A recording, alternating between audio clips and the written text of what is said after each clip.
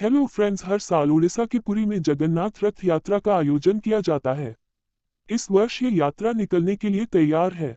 आज 7 जुलाई से इसकी शुरुआत हो चुकी है। भगवान जगन्नाथ की इस रथ यात्रा में भाग लेने के लिए दूर दूर से लोग यहाँ पहुँचते हैं।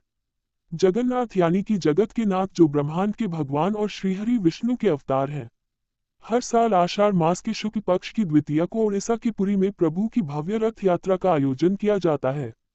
इस यात्रा में लाखों श्रद्धालु शामिल होते हैं। भगवान जगन्नाथ के रथ के साथ 2 और रथ इस यात्रा में शामिल होते हैं, जिसमें उनके भाई और बहन शामिल होते हैं। यात्रा के लिए तैयार होने के बाद तीनों रथों की पूजा की जाती है। उसके बाद सोने की झाड़ू से रथ मंडप और रथ यात्रा के रास्ते को साफ किया जाता है। क्या आप जानते हैं इस रथ यात्रा की शुरुआत कैसे हुई? यात्रा में प्रभु जगन्नाथ के साथ और कौन से रथ शामिल होते हैं और कब प्रभु वापस अपने घर लौटते हैं? कब से शुरू होगी यात्रा? वैदिक पंचांग के अनुसार जगन्नाथ रथ यात्रा 7 जुलाई को सुबह 08:05 से शुरू होगी। ये यात्रा सुबह 09:27 तक निकाली जाएगी। इसके बाद यात्रा दोपहर 12:15 से फिर से शुरू होगी। इस बार यात्रा 01:37 पर विश्राम लेगी। इसके बाद शाम 04:39 से यात्रा शुरू होगी। अब ये यात्रा 06:01 तक चलेगी। क्या है मान्यता? धार्मिक पुराणों के अनुसार ऐसी मान्यता है कि भगवान जगन्नाथ की इस रथ यात्रा में शामिल होने से 100 यज्ञों के बराबर पुण्य का फल मिलता है। यही कारण भी है कि दुनिया भर से लोग इस यात्रा में शामिल होने पहुंचते हैं और भगवान का आशीर्वाद लेते हैं। इसके अलावा रथ यात्रा के दौरान नवग्रहों की पूजा की जाती है। ऐसा कहा जाता है कि जगन्नाथ रथ यात्रा में शामिल होने मात्र से ही अशुभ ग्रहों का प्रभाव कम होता है और शुभ ग्रहों का प्रभाव बढ़ता है। यात्रा में कौन कौन से रथ शामिल? आपको बता दें कि पुरी में भगवान जगन्नाथ का 800 साल पुराना मंदिर है और यहाँ भगवान जगन्नाथ विराजते हैं। वहीं आषाढ़ माह में रथ यात्रा के दौरान भगवान जगन्नाथ के साथ 2 और रथ शामिल होते हैं। इनमें से एक में उनके भाई बलराम और दूसरे में बहन सुभद्रा होती है। इस तरह इस दिन कुल 3 देवताओं की यात्रा निकलती है। सबसे आगे बलराम का रथ, बीच में बहन सुभद्रा का रथ और सबसे पीछे भगवान जगन्नाथ का रथ होता है। कैसे हुई इस यात्रा की शुरुआत? भगवान जगन्नाथ की यात्रा सदियों से चली आ रही है। ऐसा कहा जाता है कि इसकी शुरुआत 12वीं शताब्दी में हुई थी।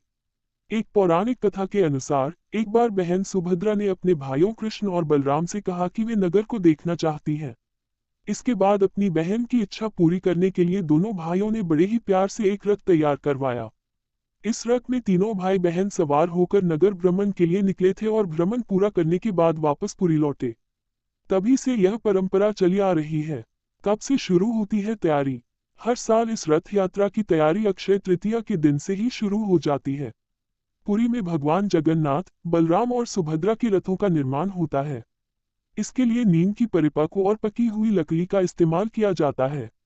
इसे दारू कहा जाता है। खास बात यह कि पूरे रथ में लकड़ी के अलावा अन्य किसी चीज का इस्तेमाल नहीं किया जाता है। मौसी के घर कितने दिन रुकते हैं? जब भगवान जगन्नाथ अपने भाई बलराम और बहन के साथ नगर भ्रमण पर निकलते हैं तो रास्ते में गुंडिचा में मौसी के घर भी जाते हैं। माना जाता है कि मौसी के घर पर तीनों भाई बहन खूब पकवान खाते हैं, जिससे उनकी तबीयत खराब हो जाती है और वो अज्ञातवास में चले जाते हैं। वे मौसी के यहाँ पूरे 7 दिनों तक रुकते हैं और स्वस्थ होने के बाद पुरी वापस लौटते हैं। तीनों रथों की खासियत। पहला रथ। पुरी में 3 रथों में से खास होता है भगवान जगन्नाथ का रथ, जिसे नंदीघोष के नाम से जाना जाता है।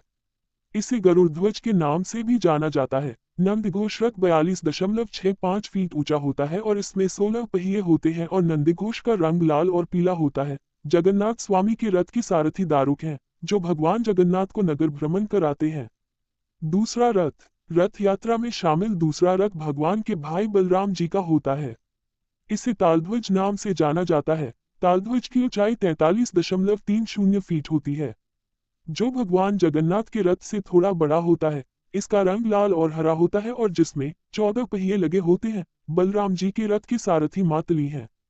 तीसरा रथ। इस यात्रा में शामिल तीसरा रथ दोनों भाइयों की छोटी बहन सुभद्रा का है।